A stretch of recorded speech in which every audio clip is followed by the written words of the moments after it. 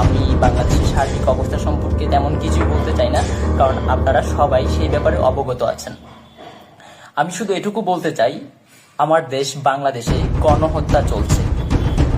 আপনারা দেখতে পাচ্ছেন যে আমাদের যে শহীদ ভাইয়েরা আছে, যাদেরকে হত্যা করা হয়েছে, খুন করা হয়েছে, আমি বাংলাদেশের ছাত্র জনতার যত শহীদ ভাইয়েরা আছে এবং যারা আহত হয়েছে তাদের প্রতি বিনম্র শ্রদ্ধা ও শহীদের প্রতি গভীর সমবেদনা জানাচ্ছি।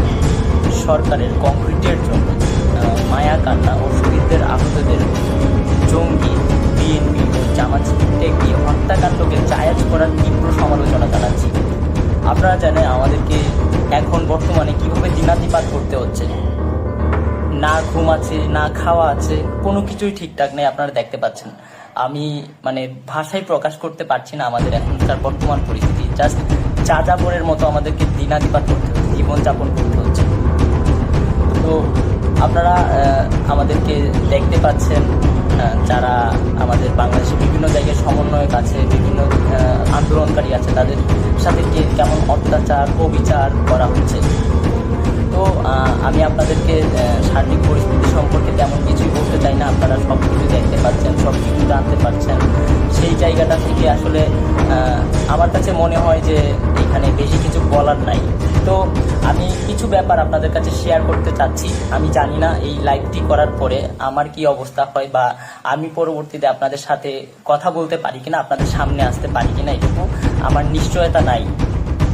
তো আপনারা জানেন যে প্রত্যেকটা জায়গায়, প্রত্যেকটা এলাকায়, যেমন চট্টগ্রামের আমি গতকালকে শুনেছি মুরাদপুর বা তার আশেপাশে রেড দেওয়া হচ্ছে, শিক্ষার্থীদের ফোন চেক করা হচ্ছে, বিভিন্নভাবে হেনস্থার শিকার করা হচ্ছে যারা বৈষম্যবিরোধী ছাত্র আন্দোলনের সাথে জড়িত ছিল। আপনারা জানেন যে সারা বাংলাদেশের শিক্ষার্থীরা তাদের যৌক্তিক আন্দোলনে নেমেছিল এবং শান্তিপূর্ণভাবে কর্মসূচি পালন করে আসছিল।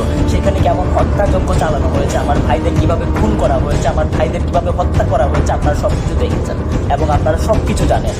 তো আমি আপনাদেরকে অনুরোধ করব, আপনারা নিজ নিজ জায়গা থেকে প্রতিরোধ গড়ে তুলুন এবং আপনার ব্যক্তিগত ফোন চেক করার কেউ রাইট রাখে না, কারো অধিকার নাই আপনার ব্যক্তিগত মোবাইল ফোন চেক করার।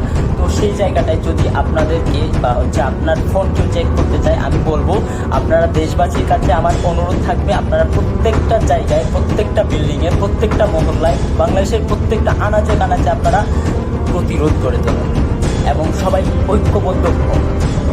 আপনার ব্যক্তিগত কোনো কিছু চেক করার রাইট কেউ রাখে না। তো আমি কিছু পয়েন্ট আউট করতে চাই আপনাদের সাথে।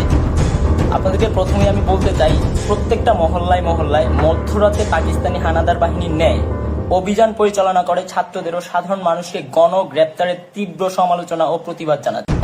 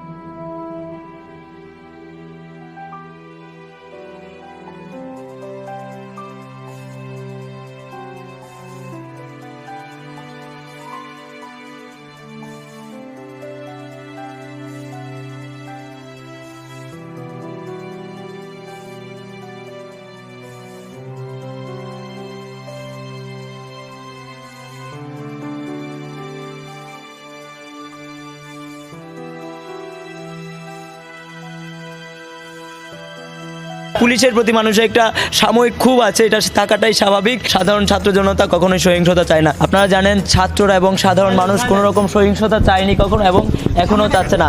যারা যেই দুষ্কৃতিকারীরা আমাদের ভেতরে ঢুকে বিশৃঙ্খলা তৈরি করার চেষ্টা করছে তাদের বিরুদ্ধে আমরা পদক্ষেপ নেব। অনেকেই কাজ করছে আমাদের সাথে, আমাদের লিস্টটা অনেক বড়, সেই ক্ষেত্রে হচ্ছে আমরাই নিজেরা অনেককেই চিনি না, আমরা এই জিনিসগুলো আইডেন্টিফাই করার জন্য কাজ করছি ইনশাল্লাহ। একটা দেশ এখন নতুনভাবে স্বাধীন হয়েছে, দ্বিতীয়বারের মতো স্বাধীন হয়েছে, তো সেই দেশ পুনর্গঠনের জন্য শুধু ছাত্র জনতাই নয়, প্রশাসনকে এগিয়ে আসতে হবে।